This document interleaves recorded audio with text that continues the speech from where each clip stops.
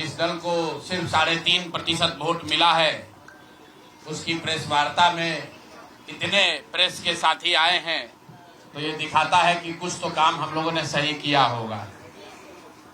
हम लोग बिहार आज से 3.5 साल पहले व्यवस्था परिवर्तन के संकल्प से आए थे। एक ईमानदार प्रयास किया है और उसमें बिल्कुल सफलता नहीं मिली, ये मानने में कोई गुरेज नहीं है। व्यवस्था परिवर्तन के जिस अभियान को लेकर चले थे, व्यवस्था परिवर्तन की बात तो छोड़िए, सत्ता परिवर्तन भी हम लोग नहीं करा सके, लेकिन बिहार की राजनीति को बदलने में जरूर थोड़ी बहुत भूमिका हम लोगों की बनी है। तो हम लोगों से जरूर कुछ गलती हुई होगी, हम लोग के प्रयास में, हम लोग के सोच में, हम लोग के बताने के तरीके में जरूर कुछ गलती रही होगी कि जनता ने हम लोग को नहीं चुना है, जनता ने हम लोगों पर वो विश्वास नहीं दिखाया।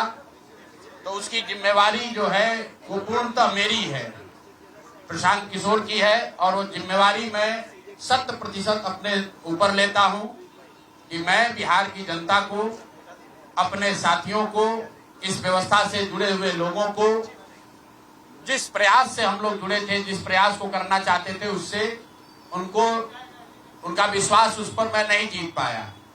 हम लोग सामूहिक तौर पर हारे हैं और आत्मचिंतन का समय है, हम लोग भी चिंतन करेंगे। जो लोग जीत कर आए हैं उनको खूब बधाई। जनता ने अपने लिए अपना रास्ता चुना है, अपने लिए सरकार चुन ली है। अब नीतीश जी और भाजपा के लोगों पर जिम्मेवारी है कि बिहार में जिन बातों को लेकर वो सत्ता में आए हैं, बिहार में तरक्की हो, बिहार में भ्रष्टाचार से जो जनता जूझ रही है, भ्रष्टाचार खत्म हो, यहाँ पर लोगों के लिए रोजी रोजगार हो, और सबसे बढ़ के जो मुद्दा है पलायन का, बिहार से पलायन बंद हो। हम लोगों से जो गलती हुई है, जिन लोगों ने जन स्वराज के विचार पर इस सोच से इस प्रयास से जुड़कर एक सपना देखा था, एक उनकी सोच बनी थी, उनकी आशा की किरण जगी थी कि बिहार में एक नई व्यवस्था बनाई जा सकती है, उन सब के आशाओं पर, अपेक्षाओं पर, उनके सपनों पर खरा नहीं उतरने के लिए जो दोष है वो मेरा है। इसलिए मैं आपसे विनम्रता से आपसे माफी मांगता हूं कि मैं आपके सपनों के आधार के अनुसार, आपके सोच के अनुसार वो व्यवस्था बनाने में नाकामयाब रहा हूं। और प्रायश्चित के तौर पर मैं आज से 2 दिन के बाद 20 तारीख को गांधी वितिहरवा आश्रम में जो रास्ता गांधी जी ने बताया है, मैं अपने लोगों को, बिहार के लोगों को ये नहीं समझा पाया कि किस बात पर उनको वोट देना चाहिए, क्यों उनको नई व्यवस्था बनानी चाहिए। तो प्रायश्चित के तौर पर मैं अपने से वितिहरवा आश्रम में 1 दिन का उपवास, मौन उपवास रखूंगा। जो भी जन स्वराज के साथी हैं वो जहां पर है वहां, अगर वो समझते हैं कि हम लोग के प्रयास में, सोच में जो कमी रह गई, उसको सुधार के लिए प्रायश्चित के तौर पर हम लोग 1 दिन का सामूहिक उपवास रखेंगे। मैं खुद वितिहरवा, गांधी आश्रम वितिहरवा में रहूंगा, 24 घंटे का एक उपवास रखेंगे। गलती हम लोगों से हुई होगी, कमी रही होगी, लेकिन हम लोगों ने कोई गुनाह नहीं किया है। गलती हो सकती है, गुनाह नहीं है। वोट नहीं मिलना गुनाह नहीं है। मैं बिहार की जनता के सामने अपने साथियों के साथ बिल्कुल सर उठा के ये कह सकता हूं कि हम लोगों ने गुनाह नहीं किया। जिस बिहार में पिछले 30-35 साल से सिर्फ जाति की राजनीति हुई है, वहां पर इस समाज में जातियों का जहर फैलाने का गुनाह नहीं किया है। हम लोगों ने बिहार में हिंदू मुस्लिम की राजनीति नहीं की है, लोगों को धर्म के नाम पर बांटने का गुनाह नहीं किया है। हम लोगों ने बिहार की गरीब जनता को, भोले भाले लोगों को पैसा देकर उनका वोट खरीदने का गुनाह नहीं किया है।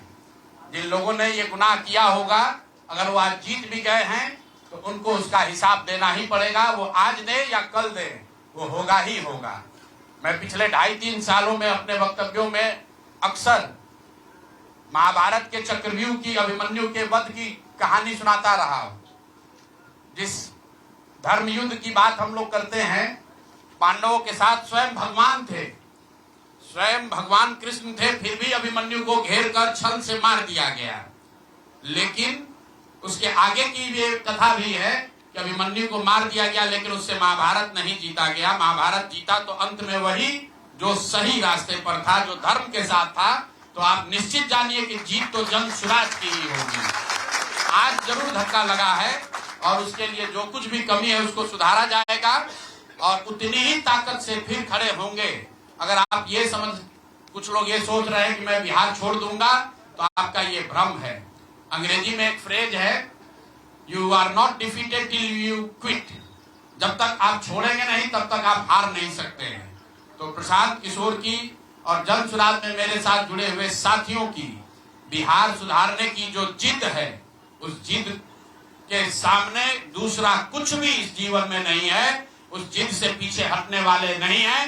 पूरी ताकत से, पूरी ईमानदारी से। लोग कह रहे हैं कि मैंने 3-3.5 साल में बहुत मेहनत किया है। तो जितनी मेहनत करते हुए आपने मुझे 3 साल में देखा है, उससे दुगनी मेहनत करेंगे और पूरी ताकत से लगेंगे। पीछे हटने का सवाल नहीं है। जब तक बिहार को सुधारने के अपने संकल्प को पूरा न कर लें, तब तक पीछे हटने का कोई सवाल ही नहीं है। अब चुनाव के परिणामों को लेकर जो बात है उस पर बहुत विवेचना हो रही है। आपने भी कहा, बड़े बड़े विशेषज्ञ आकलन कर रहे हैं। कोई बता रहा है कि पैसे से जीत लिया गया, कोई बता रहा है कि लालू जी के डर से ध्रुवीकरण हुआ इसलिए जीता गया। कुछ लोग बता रहे हैं कि जातियों की बात अभी पूरी तरह खत्म नहीं हुई। मैं यहाँ चुनाव के विश्लेषण के लिए नहीं बैठा, लेकिन एक बात तो बिल्कुल स्पष्ट है कि पहली बार स्वतंत्र भारत के इतिहास में और खासकर बिहार में पहली बार ऐसा हुआ है कि कोई चुनाव जिसमें सरकार ने करीब करीब 40,000 करोड़ रुपया जनता के पैसे को खर्च करने का वादा किया है। और मुझे लगता है कि वही एक कारण है जिसकी वजह से एनडीए को इतना बड़ा बहुमत मिला है। मैं सिर्फ आपके ध्यान में लाना चाहता हूं कि 10,000 रुपए की बड़ी चर्चा हो रही है। लोग बता रहे हैं कि 10,000 पर लोगों ने वोट बेच दिया। बिल्कुल नहीं है, ये बात सही नहीं है। मेरा आज भी ये यकीन है कि 10,000 रुपए के लिए बिहार के लोग अपना वोट, अपना बच्चों का भविष्य नहीं बेचेंगे। अगर 10,000 रुपए को आप जोड़िएगा तो प्रतिदिन 5.5 रुपया हुआ। 5.5 रुपए में कौन अपना वोट बेचेगा? लोगों ने 10,000 रुपए के लिए सिर्फ वोट नहीं बेचा है। आपको देखने, जानने, समझने की जरूरत है। और इस पर ये बहस भी हो रहा है। सत्ता में जो लोग आए हैं वो कह रहे भैया हम तो सरकारी योजना चला रहे थे। जो विपक्ष में है वो कह रहा है हम योजना नहीं चला रहे थे, आप पैसा देके वोट खरीद रहे थे। इसका कोई अंत नहीं है, इस बहस का कोई अंत नहीं है। चुनाव आयोग पर लोग टीका टिप्पणी कर रहे हैं, वो चुनाव आयोग का विषय है। बिहार के बेटा होने के नाते, बिहार के नागरिक होने के नाते मेरा बस एक ही प्रश्न है। हर विधानसभा क्षेत्र में 60 से 62,000 लोगों को कम से कम 10,000 रुपया सीधे तौर पर सरकार ने दिया है। सिर्फ 10,000 रुपया नहीं दिया, ये कहा कि आपको स्वरोजगार के लिए 2 लाख रुपया दिया जाएगा और उसकी पहली किस्त के तौर पर, बयाना के तौर पर 10,000 रुपया उसको दिया गया।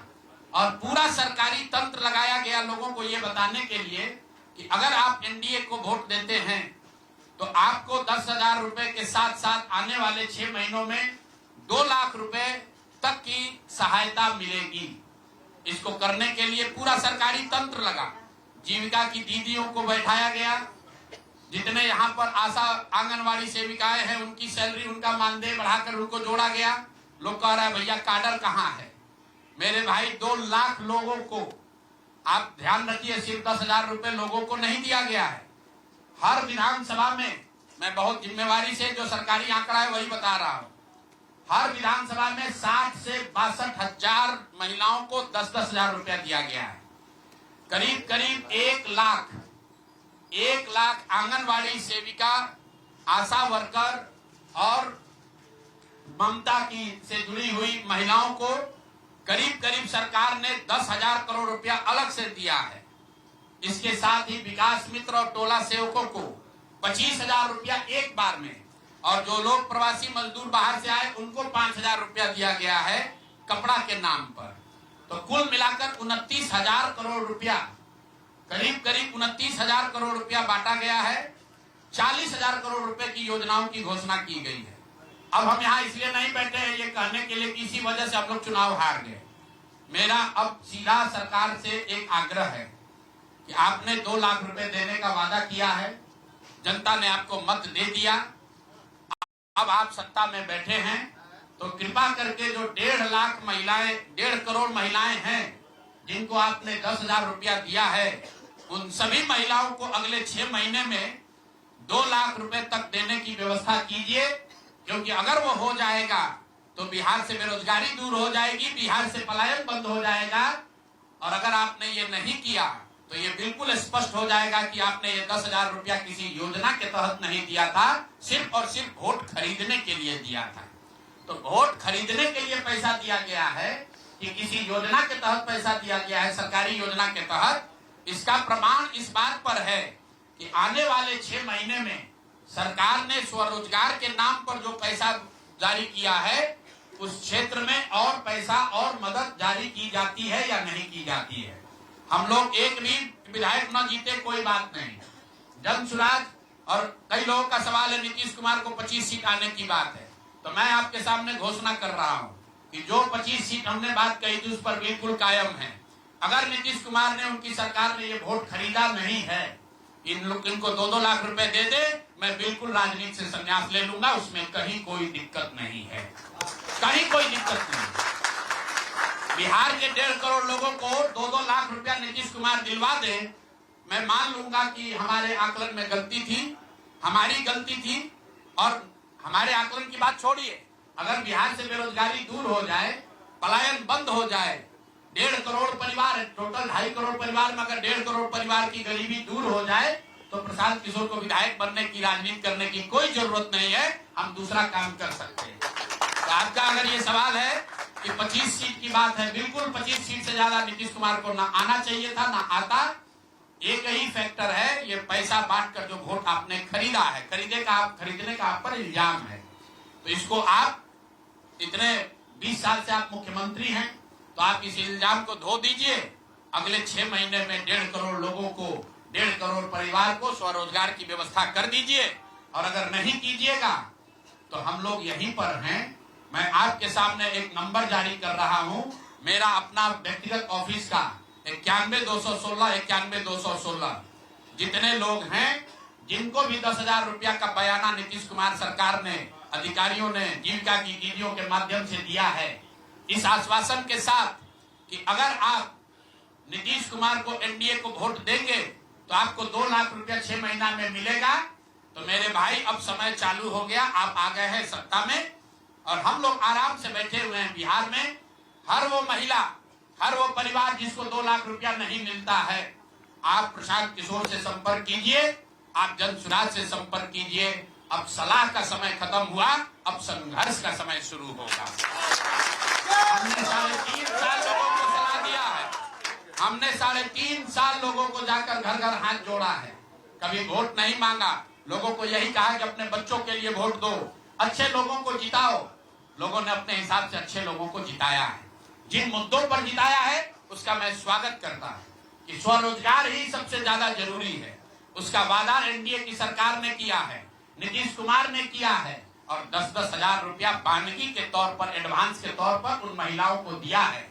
तो अब अगले 6 महीना में उन सभी महिलाओं को, उन सभी परिवारों को नीतीश कुमार की सरकार स्वरोजगार का अवसर दे, उनको 2 लाख रुपए की मदद दे, ताकि वो 1.5 करोड़ परिवार के लोग बेरोजगारी से बाहर निकल सके, गरीबी खत्म कर सके और उनके बच्चे गुजरात में, तमिलनाडु में जाकर मजदूरी न करें। और अगर ये नहीं होगा तो हम लोग तो विधानसभा में है नहीं, जनता ने जो आदेश दिया है कि गांव-गांव घूमिए और लोगों की मदद कीजिए। तो जिनको भैया ये 2 लाख न मिले वो प्रशांत किशोर के पास चले आइए, जन सुराज के साथियों के पास आइए, आपकी आवाज बनकर, आपके साथ खड़े होकर ब्लॉक, पंचायत, डिस्ट्रिक्ट के ऑफिसेज में, सरकारी दफ्तरों में हम लोग चलेंगे। जरूरत पड़ेगा नीतीश कुमार के पास चलेंगे, क्योंकि उन्होंने कहा है कि 10,000 रुपया बयाना ले लीजिए, जब मैं जीत कर आऊंगा आपको 2-2 लाख रुपए दूंगा, ताकि सब लोग अपने पैर पर खड़े हो जाएंगे। तो जन सुराज के लोग अब ब्लॉक में, और जिन लोगों ने, आपने सुना होगा सहारा में लोगों को कहा गया पैसा डबल हो जाएगा, सहारा के जिन लोगों ने एजेंट बनकर समाज के कई लोगों ने सहारा में पैसा जमा कराया, सहारा वाले भाग गए तो लोग एजेंट को खोज रहे हैं। तो जो सरकारी अफसर नेतागिरी कर जिन लोगों ने किया है, सरकार की ओर से आश्वासन दिया है कि हम लोग आपको रोजगार देंगे, 2 लाख रुपया देंगे, जो जिन जीविका की दीदियों ने एक एक महिला को जाकर समझाया है, बूथ पर बैठकर वोट दिलवाया है, सिंबल सिखाया है, क्रमांक संख्या बताया है, वो जीविका की दीदियों की जिम्मेवारी है कि जिनको आपने ये काम कराया है, जिनके बच्चों का भविष्य आपने 10,000 रुपया में आपने सौदा कराया है, उनको पैसा मिले। और अगर वो 2 लाख रुपया नहीं मिलेगा तो 6 महीने का समय है। 6 महीने के बाद हर वो व्यक्ति जिसको पैसा नहीं मिले उसके लिए जन सुराज का, प्रशांत किशोर का दरवाजा खुला हुआ है। आप आइए, हम लोग आपकी आवाज बनेंगे, आपके साथ खड़े होंगे। हम लोग विधायक सांसद नहीं है, लेकिन समाज में हमारी ताकत जो आवाज है, आपके आशीर्वाद से वो आवाज आपके साथ जोड़ेंगे और हर हालत में आपको ये 2 लाख रुपया मिले, इसकी लड़ाई को जारी रखेंगे। दूसरी बात जो करके मैं खत्म करूंगा, चुनाव से पहले सरकार के भ्रष्टाचार को लेकर, भ्रष्टाचारी मंत्रियों को लेकर इसी जगह पर हम लोगों ने कई प्रेस कॉन्फ्रेंस किए हैं। नीतीश कुमार को कभी व्यक्तिगत तौर पर बेईमान नहीं बताया गया है, भ्रष्ट नहीं बताया गया है, लेकिन हम लोगों का ये मानना था कि नीतीश जी का स्वास्थ्य अच्छा नहीं है, अगल बगल के लोग लूट रहे हैं, चला रहे हैं। अभी परिणाम आए हैं, नीतीश जी को देखकर लग रहा है कि नीतीश जी बिल्कुल स्वस्थ दिख रहे हैं। तो अब मेरी उनसे अपेक्षा है कि 2 दिन के बाद अभी मंत्रिमंडल बनने वाला है। कल प्रधानमंत्री जी ने भी कहा है कि बहुत बड़ी जिम्मेवारी है, हम लोग इलेक्शन मोड में नहीं, इमोशनल मोड में हैं। तो उसी इमोशनल मोड में मेरी आपसे अपेक्षा है कि भारतीय जनता पार्टी की लीडरशिप और नीतीश कुमार एक ऐसा स्वच्छ मंत्रिमंडल बनाएं जिसमें कोई दागी मंत्री न हो, कोई भ्रष्टाचारी न हो। जनता ने आपको सरकार बनाने का मैंडेट दिया है, भ्रष्टाचार करने का, भ्रष्टाचारियों को सरकार में शामिल करने का मैंडेट नहीं दिया है, भ्रष्टाचार करने का मैंडेट नहीं दिया है, लूटने का मैंडेट नहीं दिया है। तो मैंडेट, बिल्कुल मैंडेट का सम्मान है। जनता लोकतंत्र है, जनता मालिक है, जनता ने जिनको सत्ता में बैठाया है वो सत्ता में बैठे, लेकिन सत्ता में बैठकर लूटने का मैंडेट जनता ने नहीं दिया है। तो मेरी अपेक्षा है कि नीतीश जी, माननीय प्रधानमंत्री मोदी जी, अमित शाह जी, जिन्होंने बिहार की जनता को ये बताया है कि हम आपका विकास करेंगे, आपके बच्चे अब गुजरात नहीं जाएंगे मजदूरी करने, तो भाई अब आपकी जिम्मेवारी है ऐसा मंत्रिमंडल बनाइए ताकि बिहार के लोगों का पलायन बंद हो, यहाँ से बेरोजगारी खत्म हो और जो पिछले 5 साल से लोग भ्रष्टाचार से जूझ रहे हैं वो आगे भ्रष्टाचार न हो। मेरी बात यहाँ खत्म हुई। अब आपके जो सवाल हैं वो आप सवाल कर सकते हैं। बहुत बहुत धन्यवाद।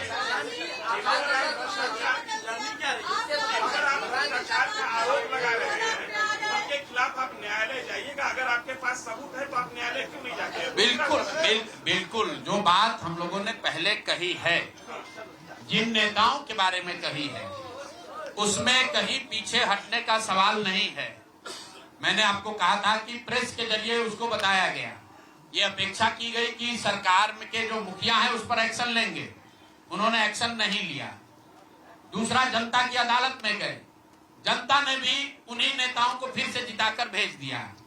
कई लोग जिन पर इसी जगह पर मैंने आरोप लगाया है, जिनके आरोपों की बात कही गई है, उनको जनता ने भारी मत से जिताकर भेजा है। तो भाई अब जिम्मेवारी है सरकार के मुखिया के तौर पर नीतीश कुमार जी ये तय करें कि वो लोग सरकार के हिस्सा होंगे कि नहीं होंगे। अगर होते हैं तो निश्चित तौर पर जनता के बीच में भी उनके खिलाफ जाएंगे और जहां जरूरत पड़ेगी कोर्ट में भी जाएंगे। 70,000 के सीएजी के मामले में जो सीएजी ने 70,000 रुपए के अनअकाउंटेड मनी की बात कही है, उस पर ऑलरेडी जन सुराज हाईकोर्ट में रीट हम लोगों ने फाइल किया हुआ है। जहां तक व्यक्तिगत मामले हैं, जिन 4 नेताओं के बारे में बात की गई है, जैसे ही मंत्रिमंडल बनता है और अगर वो लोग फिर से सरकार में शामिल होते हैं, सरकार के हिस्सा बनते हैं, तो हम लोग निश्चित तौर पर न्यायालय का दरवाजा खटखटाएंगे। आपने कहा कि 10,000 रुपए की बात आपने कही, 10,000 रुपए चुनाव से पहले देने लगे थे लोग। आपने कहा कि 25 से ज्यादा सीटें आएंगी तो चुनाव से पहले ही आपने कहा था कि आप इस्तीफा दे देंगे जी। तो कंडीशन अप्लाई उस समय क्यों नहीं कर दिया? बिल्कुल ठीक बात है कि आपने कहा। हम पहली बात जो आप लोग कह रहे राजनीति से हम किस पद पे है कि इस्तीफा देने, आना सुन रहे हैं, आ रहे हैं, किस पद पर है कि इस्तीफा देने? आप एक मिनट, आपने सवाल, एक मिनट किए, आपने सवाल किया है, जायज बात है। आपने कहा था कि 25 से ज्यादा आएगा तो आप संन्यास ले लेंगे। तो भैया किस पद पर हैं जिससे मैं इस्तीफा दे दूं? अगर किसी पद पर हैं, ये तो नहीं कहा था कि बिहार छोड़कर चले जाएंगे, बिहार में रहेंगे और राजनीति नहीं, बिल्कुल बिल्कुल, अरे भाई बिल्कुल, एक मिनट, बिल्कुल राजनीति छोड़ देंगे, राजनीति छोड़े हुए हैं, हम तो राजनीति करते ही नहीं हैं। लेकिन ये नहीं कहा है ना कि बिहार के लोगों की बात कहना छोड़ देंगे, ये तो नहीं कहा है।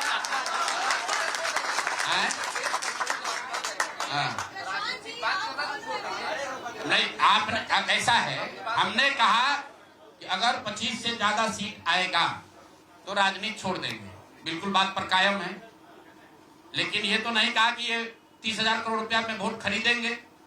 अब आप कह रहे नहीं, वोट उन्होंने नहीं खरीदा है, तो हमने कहा अगर नहीं खरीदा है तो 2 लाख रुपया दे दीजिए, हम बिल्कुल छोड़ देंगे। एक मिनट रुकिए, अरे सुन तो लो, तो सरकार क्या विज्ञप्ति पढ़ लो जिस पर सरकार ने, हाँ बिल्कुल बिल्कुल बिल्कुल, आपने कहा नहीं ऐसा है, बिल्कुल हम भी सभी की बात नहीं कर रहे हैं। सरकार ने 1.5 करोड़ लोगों को 10-10 हजार रुपया दिया है और पूरे देश में इस बात पर बहस छिड़ी हुई है कि क्या ये 10,000 रुपया वन टाइम देकर वोट खरीदा गया है कि किसी सरकारी योजना के तहत इस पैसा को दिया गया है। मैं ये कह रहा हूं कि मैं बिल्कुल ये मानने को तैयार हूं कि सरकार का ये एकाधिकार है, वो चाहे योजना शुरू कर सकती है। अंतिम महीने में किया, उसमें कोई दिक्कत नहीं है, हम उस बात में नहीं पड़ रहे। इलेक्शन कमीशन ने चुनाव के दौरान ये पैसा बांटने दिया, ये उनकी गलती है, उस पर भी हम टीका टिप्पणी नहीं कर रहे हैं।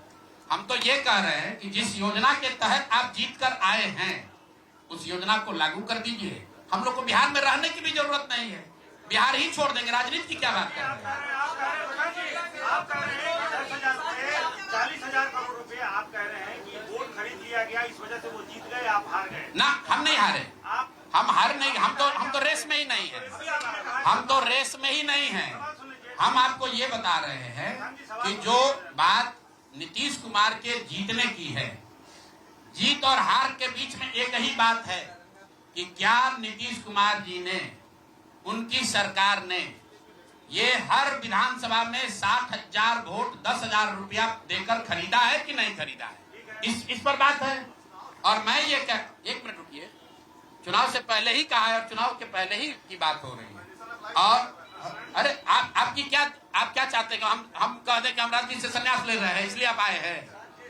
मेरे भाई, अगर ऐसा है, हमने आपको,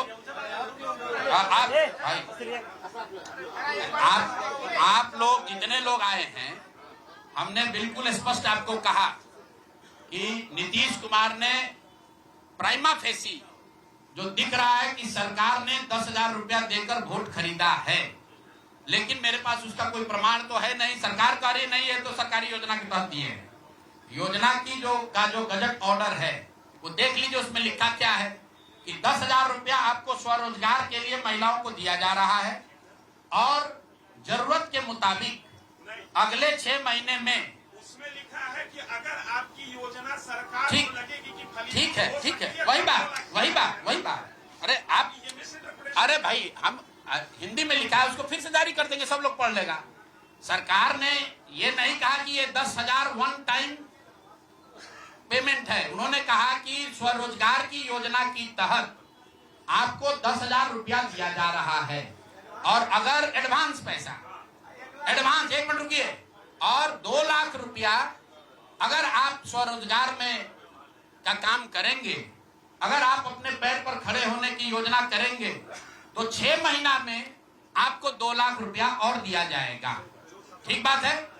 अगर 1.5 करोड़ महिलाओं में 5 लाख 10 लाख महिलाओं को भी ये 2 लाख रुपए दे दे तो बिल्कुल इस बात पर हम कायम हैं कि हमको राजनीति नहीं, बिहार छोड़कर बाहर चले जाना है। बिल्कुल, अब 5 लाख 10 लाख की बात नहीं है भाई। एक मिनट रुकिए, आप लोग इतना वरिष्ठ पत्रकार हैं, इतना बात को पकड़े हुए हैं और हम लोग बात से हटने वाले लोग नहीं हैं। हम नीतीश कुमार नहीं हैं, जो सदन में खड़ा होकर कहेगा कि मिट्टी में मिल जाएंगे, भाजपा में नहीं जाएंगे, और उसी भाजपा के साथ बैठते उनको महान पुरुष आप बता रहे हैं। सुनिए, हम अपनी बात पर कायम है।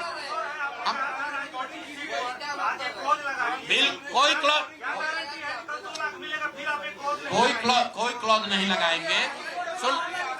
सुनिए, ऐसा है। अरे बिल्कुल कॉन्फिडेंस नहीं लिख के दिया है कि अगर आप लेकिन उसमें ये नहीं कहा था कि 10,000 रुपया में आप वोट खरीदिएगा। अगर हर विधानसभा में 10,000 रुपया नहीं दिया गया है तो आप बता दीजिए, ये सत्य नहीं है। आप कह रहे हैं कि आप राजनीति छोड़ दीजिए, तो हम राजनीति के किस पद पर है जिसको छोड़ दें? आप बता दीजिए। सवाल ये है कि आपने कहा था 25 सीट आएगी तो हम राजनीति छोड़ेंगे जी। आज आप एक क्लॉज लगा रहे हैं, तो ये क्या भरोसा है कि कल अगर बिल्कुल आप भरोसा मत कीजिए। हमने जो बात अपनी कहनी थी, हमने आपको बात कह दी। हम अभी इस बात पर अपने आकलन पर कायम हैं कि 3 बरस की बिहार की गांव-गांव की यात्रा के बाद जो मुझे दिखा, जो समझ में आया, उसके हिसाब से नीतीश कुमार को 25 से ज्यादा सीट नहीं आना चाहिए था। सिवाय इसके कि उन्होंने हर विधानसभा में उनकी सरकार की ओर से 10,000। एक मिनट भैया, अरे आया है भाई, आया है, लेकिन उसके वो खरीद के आया है कि नहीं वो भी दिख जाएगा 6 महीना में। आज आप लगा रहे हैं, ठीक है, आगे पहले कौन जानता था?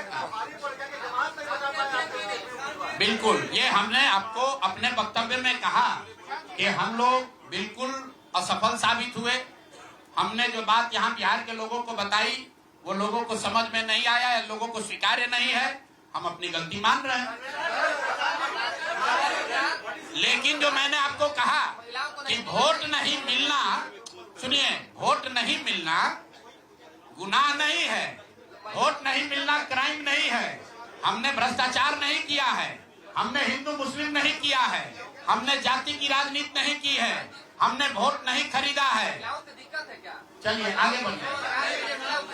पूरे प्रेस वार्ता में एक ही व्यक्ति तो नहीं पूछेंगे।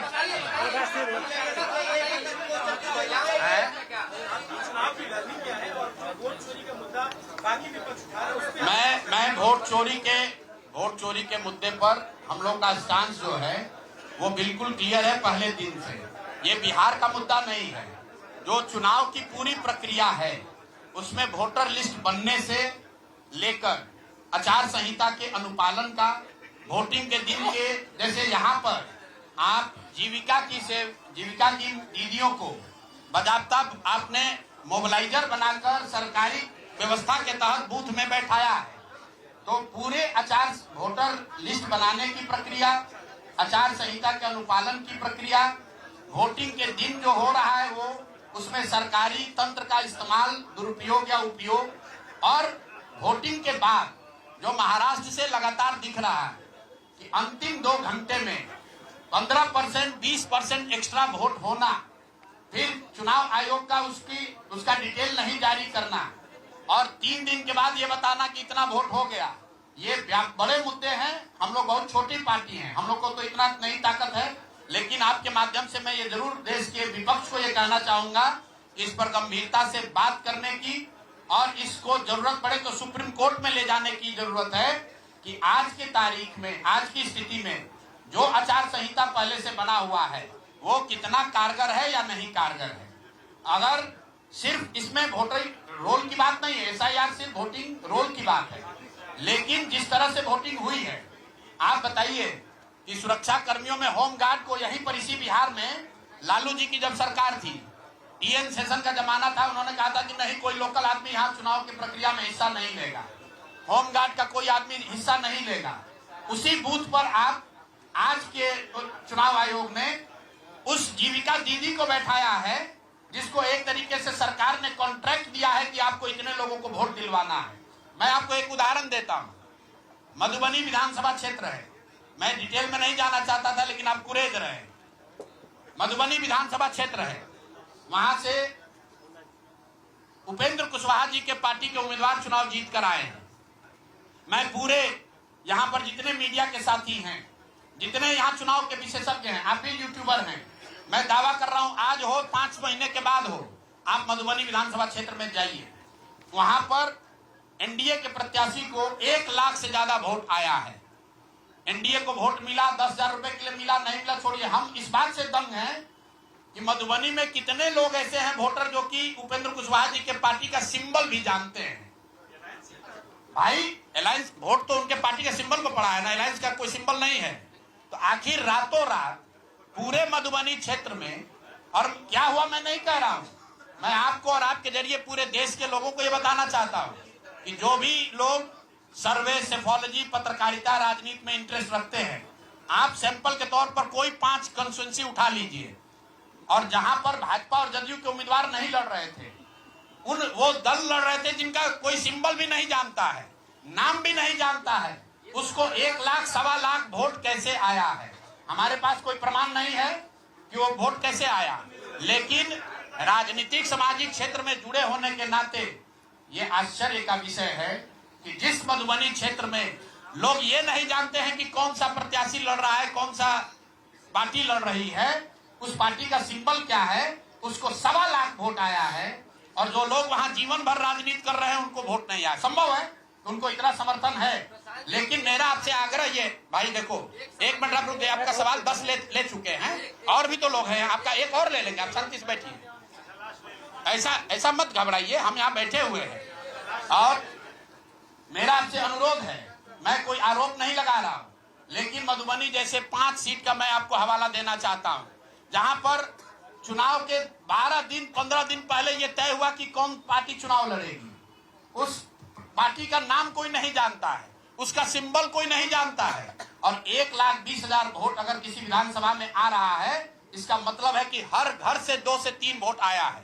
आपको आंधी दिखनी चाहिए वहां पर। ये मतलब विधानसभा के स्तर पर 1,20,000 वोट लाना साधारण बात नहीं है। 1,20,000 वोट आया है। कैसे आया है? इसकी 2 ही वजह हो सकती है, या तो जो 60,000 लोगों को आपने 10,000 रुपया दिया और उन लोगों ने ये जिम्मेवारी ली कि भाई 10,000 रुपया हमको मिला है, मैं और अपने घर के लोगों को वोट मैं दिलवाऊंगा या दिलवाऊंगी, या फिर कोई ऐसी बात है, अदृश्य शक्ति है जो हम लोग को हमारे समझ से बाहर है कि भाई कैसे ये संभव है। और मैं ये नहीं कह रहा हूं कि वहां वोट कैसे पड़ा, मैं आपको खुली चुनौती दे रहा हूं, आज चलिए मधुबनी। मैं 3 दिन से प्रेस इसलिए नहीं कर रहा हूं कि मैंने अपने लोगों को वहां भेजा है, और मधुबनी में मैंने कहा भाई पूछो तो कि उपेंद्र कुशवाहा जी के पार्टी का सिंबल क्या है। 30% लोग को सिंबल नहीं मालूम है कि सिंबल क्या है, और उनको 1 लाख से ज्यादा वहां वोट आया है। मुझे उपेंद्र कुशवाहा जी से कोई लड़ाई नहीं है, उनको उनके पार्टी के प्रत्याशी से कोई मुझे लेना देना नहीं है। मेरा सिर्फ ये कहना है कि ऐसी कौन सी विधा है कि हम लोग 3-3 साल का एक विधानसभा में घूम रहे हैं, लोगों को ये नहीं मालूम है कि जन स्वराज का चुनाव चिन्ह क्या है, और ये लोग 10 दिन चुनाव के पहले आए, उस पार्टी का नाम मधुबनी शहर में लोग नहीं जानते हैं, उस पार्टी का सिंबल घर घर पहुंच गया और उसको 1,20,000 लोगों ने वोट दे दिया। तो मेरे भाई ये बहुत बड़ी चुनाव की विधा है।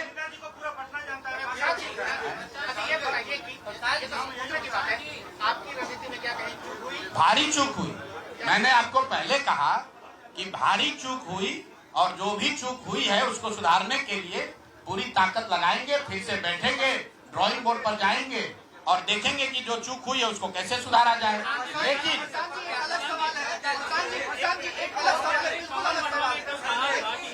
सवाल ये है, बैंक का आया था जिसमें 40,000 करोड़ रुपया दिया गया, तो क्या नहीं, जो टोटल पैसा सरकार ने अनाउंस किया है सितंबर अक्टूबर में, अगस्त और सितंबर को अगर आप जोड़ लेंगे तो कुल 18 योजनाओं की सरकार ने घोषणा की है, उसमें कोई गलती नहीं है। चुनाव के समय जो सत्तारूढ़ पार्टी होती है वो नए योजनाओं की घोषणा वो करते ही हैं। कुल जो सरकार ने घोषणा की, यहाँ फ्री इलेक्ट्रिसिटी से लेके युवाओं को बेरोजगारी भत्ता, 10,000 रोजगार के लिए, सारी बातें ठीक है। इसका टोटल बजट हुआ 40,000 करोड़। 40,000 करोड़ में से 29,000 करोड़ रुपए की योजना सरकार ने रोल आउट की। 11,000 करोड़ को तो शुरू ही नहीं किया, और इस 29,000 करोड़ में से जो सबसे बड़ी योजना है वो है स्वरोजगार की योजना, जिसमें हर विधानसभा क्षेत्र में 60 से 62,000 परिवारों में एक महिला को 10,000 रुपया दिया गया। और ये कहा गया सिर्फ 10,000 रुपया को लोगों ने वोट नहीं दिया गया है, लोगों को यह कहा गया कि अगर आप वोट देते हैं तो आपको आने वाले समय में 2 लाख रुपए तक की राशि स्वरोजगार के लिए मिलेगी।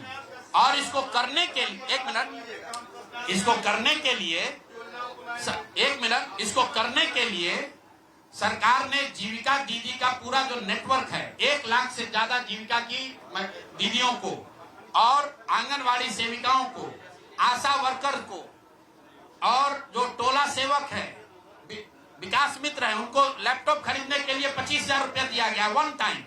अब आप बताइए कि जो टोला सेवक है, जो विकास मित्र है, जिसको आपने 25,000 रुपया दिया है, वो जो लैपटॉप या आईपैड खरीदेगा, उससे बिहार सरकार की योजना का दलितों का क्या सुधार होगा, वो सरकार को बताना चाहिए।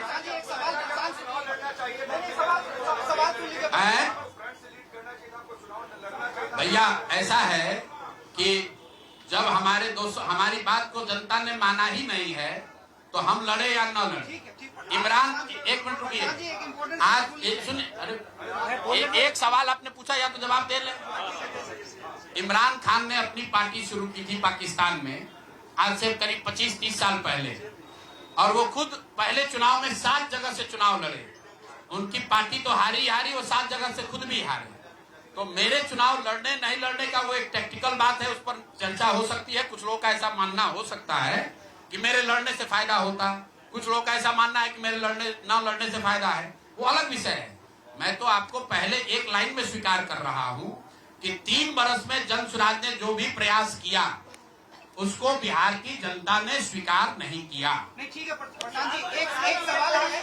आपने कहा था प्रशांत जी कि जनता से पूछकर हम टिकट देंगे। 1 मिनट, बिहार को मैं समझ नहीं पाया, बिल्कुल मान लेंगे, इसमें क्या दिक्कत है।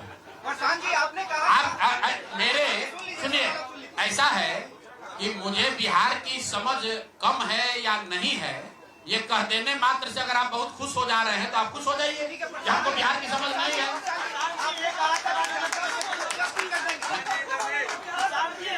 मेरे भाई ऐसा है, अगर हमने हमारे आप बिल्कुल ठीक बात है, नहीं समझे तो 3 बरस अगर पैदल चल रहे थे तो बिहार को समझने के लिए ही चल रहे थे। अब फिर और चलेंगे, फिर जाएंगे। जनता से पूछा था क्या टिकट बंटवारे से पहले? पहली बात। दूसरी बात कई प्रत्याशियों ने आरोप लगाए, टिकट वितरण पे सवाल खड़े किए थे। क्या लगता है जनता उससे भी डाइवर्ट हुई कि प्रशांत किशोर कहाँ अलग? अच्छा ऐसा है, ठीक है, बस सुन लीजिए। ऐसा है, पूरे चुनाव के दौरान मैंने आपको पहले कहा कि हमसे गलती हो सकती है, लेकिन हम लोगों ने गुनाह नहीं किया। आप लोग जो बात कर रहे हैं वो इस अंदाज में बात कर रहे हैं जैसे प्रशांत किशोर ने कोई गुनाह कर दिया, बिहार को सुधारने का प्रयास करके कोई गुनाह कर दिया है, और आप लोग आए हैं हमारा यहाँ पर पोस्टमार्टम करने। तो आप लोगों का स्वागत है। रुकिए, 1 मिनट रुक जाइए, आप बहुत भारी पत्रकार हैं, 8-9 सवाल कर चुके हैं, और लोगों को भी मौका दीजिए, आपका भी सवाल किया जाए। 1 मिनट रुक जाइए, अरे रुक जाओ भाई, आप 1 मिनट रुकिए। जहां तक बात है बिहार को समझने नहीं समझने की, तो मैं बिल्कुल कैमरे पर आपसे मान रहा हूं कि मुझे नीतीश कुमार, लालू जी, सम्राट चौधरी, अशोक चौधरी जैसे धुरंधर नेताओं की तरह बिहार की समझ नहीं है। मुझे नहीं समझ है कि बिहार को जातियों के आधार पर कैसे और बांटा जाए। मुझे इस बात की समझ नहीं है कि बिहार को हिंदू मुसलमान के नाम पर कैसे और बांटा जाए। मुझे ये समझ नहीं है कि 10,000 रुपया देकर कैसे वोट और खरीदा जाए। जिनको समझ है वो लोग जीत कर आए हैं, और उनको सत्ता मुबारक हो, और बिहार की जनता को वो लोग मुबारक हो। आपने कहा कि अरे रुको भाई, आप इनके सवाल का जवाब दे ले। अच्छा, उनके बाद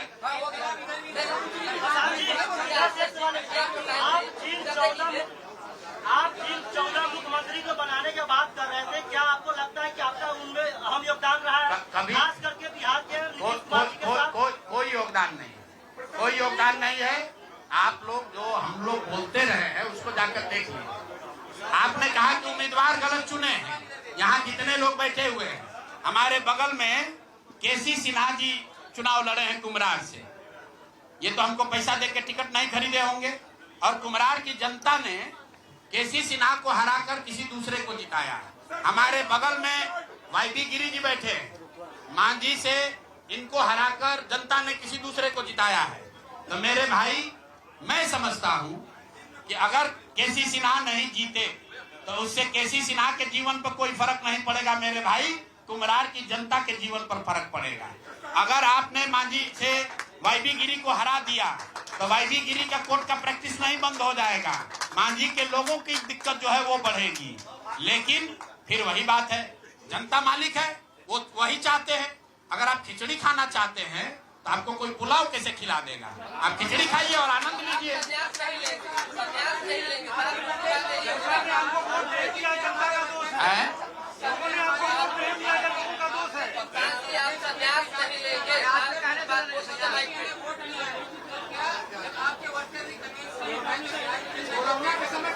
नहीं, ठीक बात है। हमने आपको पहले कहा कि जो कुछ भी हम लोगों ने प्रयास किया उसमें जनता को हम लोग नहीं समझा पाए और उसका दोष हम पर है, उसकी जिम्मेवारी हम लोगों पर है। और लेकिन अगर नहीं समझा पाए तो उसको समझाने की जो आगे की जिम्मेवारी है वो भी हम ही पर है।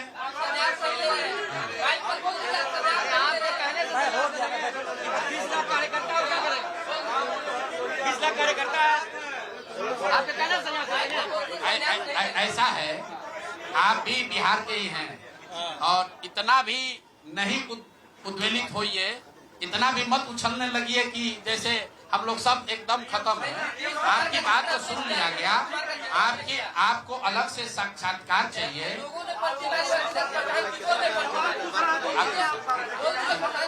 सवाल का सिलसिला बंद नहीं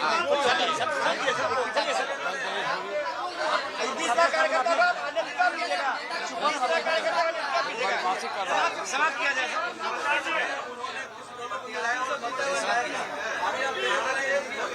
अभी तो हम लोग वापस जाकर अपने उस प्रारूप को फिर से देखेंगे जो हम लोग लेकर जनता के बीच गए थे। जो सोच, जो विचार, जो प्रयास लेकर जनता के बीच गए थे वो देखेंगे कि भाई जनता को ये चाहिए भी कि नहीं चाहिए। अगर जनता को पढ़ा लिखा आदमी नहीं चाहिए, अगर जनता को स्वच्छ लोग नहीं चाहिए तो हम लोग तय करेंगे क्या करना है।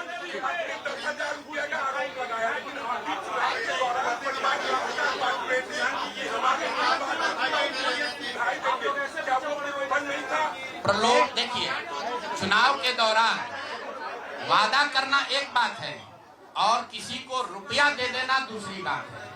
पहली बार देश के इतिहास में ऐसा हुआ है कि वोटिंग के पहले 2 दिन पहले, 4 दिन पहले आपको बाजाबता घर बुलाकर 10,000 रुपया दिया गया है और ये कहा गया है कि आप अगर एनडीए को वोट देंगे, नीतीश कुमार को वोट देंगे तो आपको 2 लाख रुपए तक की और राशि आगे मिलेगी। ऐसा इस देश के राजनीतिक इतिहास में पहले कभी नहीं हुआ है। ऐसा कभी नहीं हुआ है कि आचार संहिता के बाद, आचार संहिता लागू होने के बाद आप एक विधानसभा क्षेत्र में 60 से 62,000 महिलाओं को 10-10 हजार रुपया दे रहे हैं और आप राजनीतिक सूचिता की बात करते हैं। ये बात उचित नहीं है।